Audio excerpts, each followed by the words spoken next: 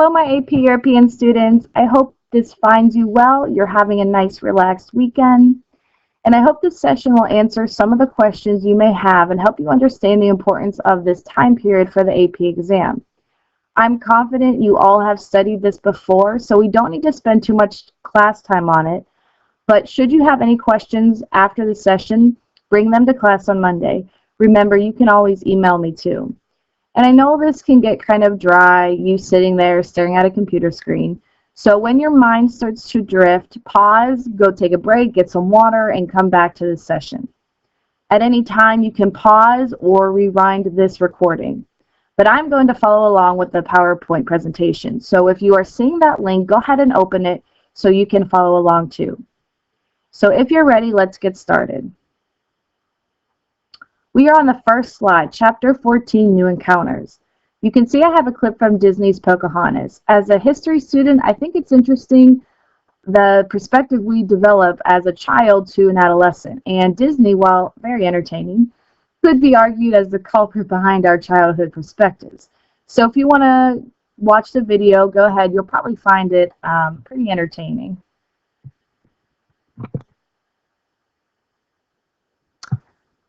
Let's take a look at the big picture. The text I'm about to recite to you comes straight from the newly designed AP Euro Handbook. So let's see what it says. Quote, between the 15th and 17th centuries, Europeans used their mastery of the seas to extend their power in Africa, Asia, and the Americas. In the 15th century, the Portuguese sought direct access by sea to the sources of African gold, ivory, and slaves. Keep in mind the Ottomans. The rise of the Ottoman power in the eastern Mediterranean led to their control of the Mediterranean trade routes and increased the motivation of Iberians and then Northern Europeans to explore possible sea routes to the east. The success and consequences of these explorations and the maritime expansion that followed them rested on European adaptation of Muslim and Chinese navigational technology, as well as advances in military technology and cartography. Political, economic, and religious rivalries among Europeans also stimulated maritime expansion. By the 17th century, Europeans had forged a global trade network that gradually edged out Muslim and Chinese dominion in the Indian Ocean and the Western Pacific. In Europe, these successes shifted economic power within Europe from the Mediterranean to the Atlantic states. In Asia, the Portuguese, Spanish, and Dutch competed for control of trade routes and trading stations. In the Americas, the Spanish and Portuguese led in the establishment of the colonies, followed by the Dutch, French, and English. The pursuit of colonies was sustained by mercantilist economic theory, which promoted government management of economic imperatives and policies. The creation of maritime empires was also animated by the religious fervor sweeping Europe during the period of the Reformations, the Catholic and the Protestant. Global European expansion led to the conversions of indigenous populations in South and Central America to an exchange of commodities and crops that enriched European and other civilizations that became part of the global trading network and, eventually, to migrations that had profound effects on Europe. The expansion also challenged parochial worldviews of Christian Europe. Yet the Columbian Exchange also unleashed several ecological disasters, notably the death of vast numbers of America's population and epidemics of European diseases such as smallpox and measles, against which the native populations had no defenses. The establishment of the plantation system in the American colonies also led to the vast expansion of the African slave trade, one feature of the New Atlantic trading system, end quote. Let's go to the next slide. You're looking at a Mercator projection map, and it's showing the route of Ferdinand Magellan's first circumnavigation of the world. Obviously, this map is a little distorted, but this serves for sailing purposes because the straight lines are a constant true bearing and helps the navigator sail more effectively so he's not zigzagging or straying off course. Make sure you know some of the tools used, such as the compass, the astrolabe, cross, staff, caravel, in case there are written questions on this time period in regards to the tools that they used. Okay, looking at slide 3, on the brink of a new world. Often, students are misguided to think Europe was superior to the accomplishments of exploration. But please keep in mind, other places are exploring too. China, Russia, the Ottomans, they're all expanding into other territories. So this isn't an isolated geographical phenomenon. We can summarize the motives for European exploration as economic needs, advancements in shipbuilding and navigation, religious goals, and even rivalries within Europe. First and foremost, Europe relied on trade to the east, but with the Ottomans expanding power, the land routes were becoming fewer and fewer. So naturally, this prompted this search for a sea route. Even before this, however, there are tales of travels that inspire some, or at least justify continuing trade and expansion. You have the travels of John Mandeville, and this is intended as a guidebook, but he tells a lot of tales, including giants and dragons and these different races. And he's not talking about skin color. He talks about people who don't have heads but have a face in their chest, people with animal heads, and people with giant feet as large as an umbrella. So, not a very accurate guidebook, but it's an exciting read for many. Marco Polo's travels are debated by some historians for accuracy too. This is the book Columbus takes with him, by the way. They both serve the same purposes as today's influential books do, but I wouldn't say that it's a strong cause. Remember, the driving forces of history usually are money, power, and religion. Speaking of, religion is a key cause, and while some historians argue it's secondary to economic causes, it's still responsible for many of the missionaries. Christianity will serve as the stimulus for exploration as governments and religious authorities sought to spread the faith and counter Islam, and as a justification for the physical and cultural subjugation of indigenous civilizations. Remember our conversation about new monarchies in the Renaissance? Well, we can hold them partly responsible as the means for exploration. As power becomes more centralized, monarchies want to expand and have the money and power to do so. Lastly, we have Ptolemy's geography, written about 150 AD. It becomes more widely available to Europeans in the late 15th century, and they accept it as the most accurate map for that time. So if you click to the next slide, you'll see Ptolemy's world map. Let's go to slide 5, New Horizons, the Portuguese and Spanish empires. In Europe, the Portugal were the primary players for expansion. You may be wondering why. Portugal is not as powerful as the other countries. It's not that big. So what's the deal? Well, first, remember where Portugal is. Look on the next slide if you don't know. You see, it's the most western part of Europe. Portugal, like many countries, was devastated from the Dark Ages and bubonic plague. And honestly, there weren't many options for Portugal to gain power or prestige. Their only real option was maritime trade and exploration. Most Portuguese had settled in coastal towns anyway. Prince Henry is the dude who gets it going for Portugal. He himself never sails the ocean blue, but he founded a school for navigators and was a patron for many voyages. So you can think of him as the administrator. The Portuguese expand their influence into Africa, where they profited from gold and slaves. They further expanded to find a route to India. Diaz is known for sailing around the Cape of Good Hope. He actually won't make it all the way to India because he fears a mutiny and they turn around. What a baby, right? But Da Gama, he gets the job done. He rounds the Cape, makes it to India and back with spices and cinnamon. Today, cinnamon's a common product. It's cheap, but during this time, this was a lavish product, only for the wealthy. Alfonso de Albuquerque was another Portuguese statesman, and he was the viceroy who established a Portuguese base in India. And he's seen as the man who secures Portuguese interest in India and even further into Indonesia and the Spice Islands, and combats Islam along the way. Why were the Portuguese successful? Easy. They had the guns and effective seamanship. If you go to the next slide, you'll see a nice world map and some of the routes of these explorers. Let's go to slide 7, Voyages of the New World. I'm going to tell you guys now, I'm not a big fan of Columbus for a variety of reasons. One of my majors in college was Indigenous Studies, so I'll do my best not to let my bias show. But you've all studied Columbus and surely know enough information. We're not going to go over who he was or what he did because you know all that. And Columbus is not an important figure on the AP exam himself, but rather the effects from his voyage. So you should focus on the Spanish and how they established colonies across the Americas, the Caribbean, and the Pacific, which made Spain a dominant state in Europe. So while we can think of Prince Henry the Navigator as the initiator for Portugal, perhaps we can view Columbus as another one who spurred other countries and explorers to take their own voyages. Although it can be argued that race was already in play prior to Columbus. So here's a list of additional discoveries. A few notables including Amerigo Vespucci, whom America is named after, and Magellan, who circumnavigated the globe and whom a GPS is named after. The Treaty of Tordesillas, signed in 1494, divided Portuguese and Spanish claims by a line.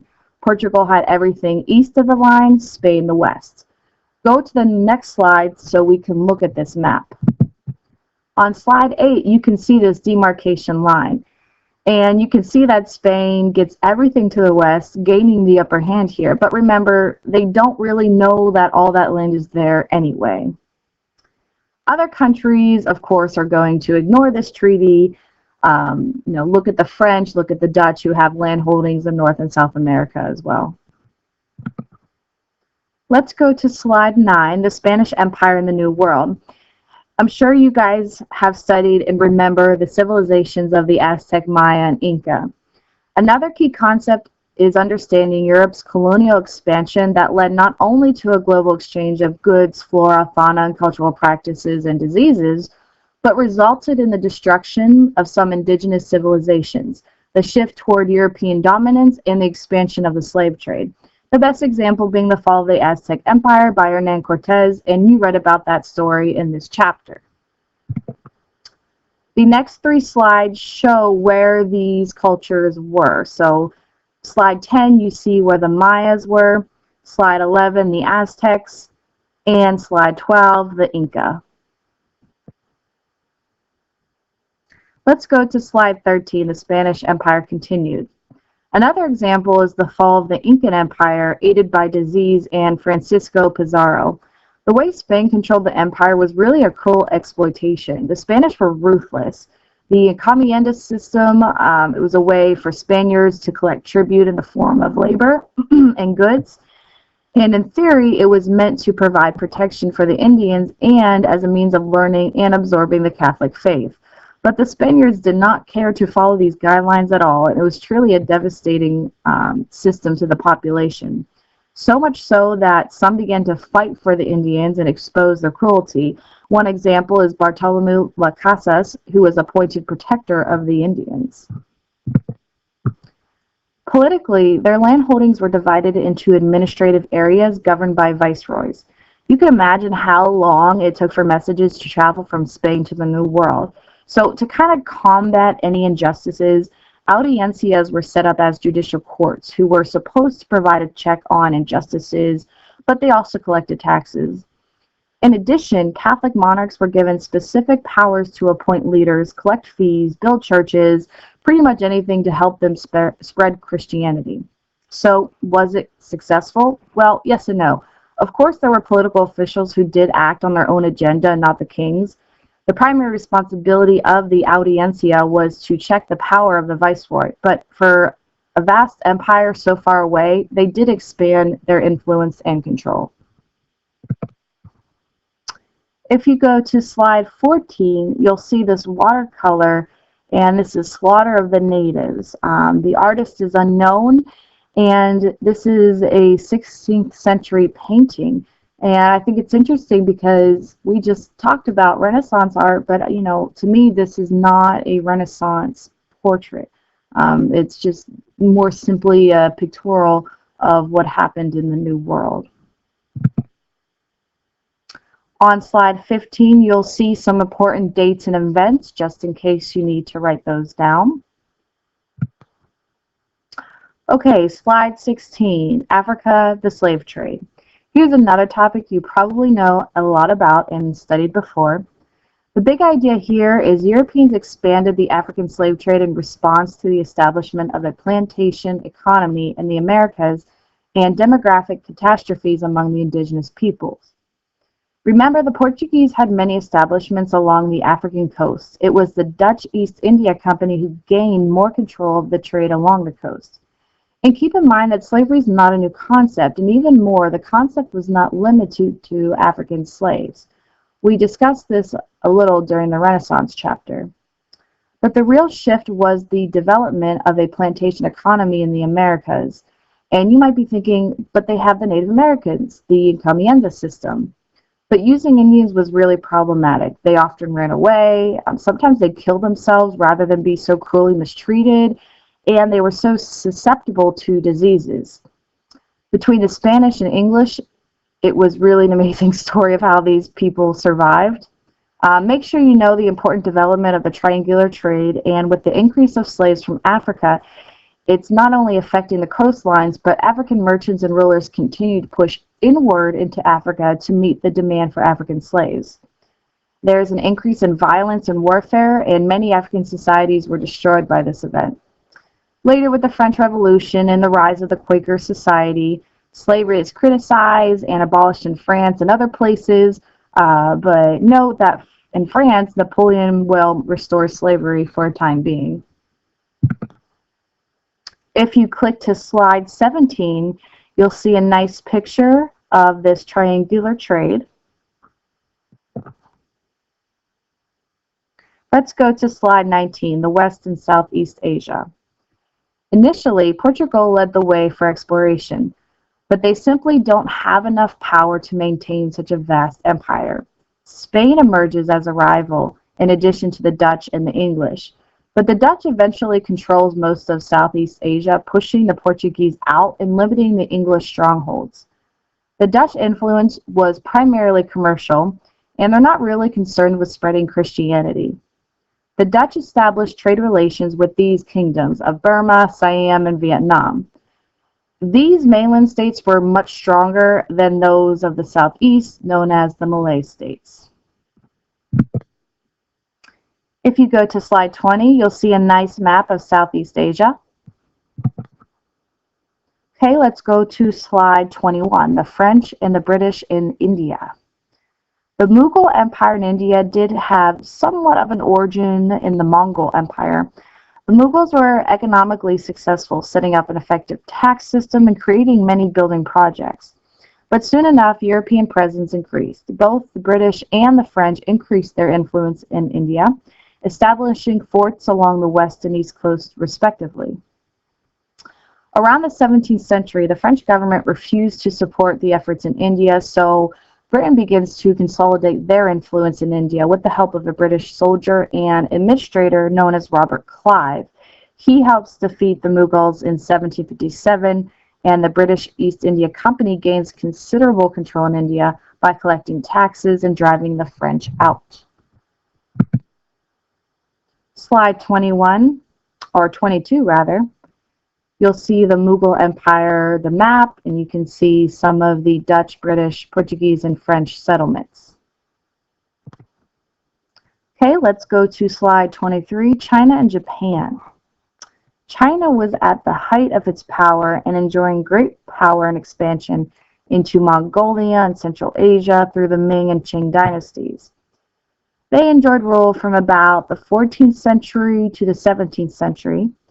And at first, they didn't fear European influence in China. And in fact, China was really effective at producing many things it needed. But eventually, internal problems and increasing foreign presence led to the East India Company to gain substantial power in exporting profitable items such as tea and silk. In the 16th century, Japan united under the leadership of Tokugawa, who became the first shogun. Trade was welcomed, and the Japanese profited from European goods and weaponry. But growing missionaries and their interference in politics resulted in Christian persecution, and it closed two major trading ports, Hirado and Nagasaki. Remember, the Dutch were not concerned with Christian affairs, so they retained some rights to trade. On slide 24, you can see a picture of the Qing Empire. Let's go to slide 25, the Americas. You guys have studied this in United States history, so let's just hit the basics. Spain and Portugal are the first to have substantial empires in the New World, but during the 17th century, that power shifts to the English and the French and the Dutch. Both the English and the French control the West Indies with a plantation-based system supported by that triangular trade. They both create many sugar factories. And these were not small-scale operations. Sugar plantations were large and demanded many slaves. And like today, sugar is a valuable commodity, and in fact, 90% of the sugar consumed in Europe during that time came from the West Indies, and it's used for many items, most notably molasses and rum. Think Captain Jack Sparrow, Pirates of the Caribbean. Initially, the Dutch reached the Americas, but it's the British and the French who expand their influence and power. And you've seen this rivalry come to heads with the Treaty of Utrecht and the Seven Years' War. And I think it's important to talk about this Treaty of Utrecht for a second. This treaty concluded the War of Spanish Succession.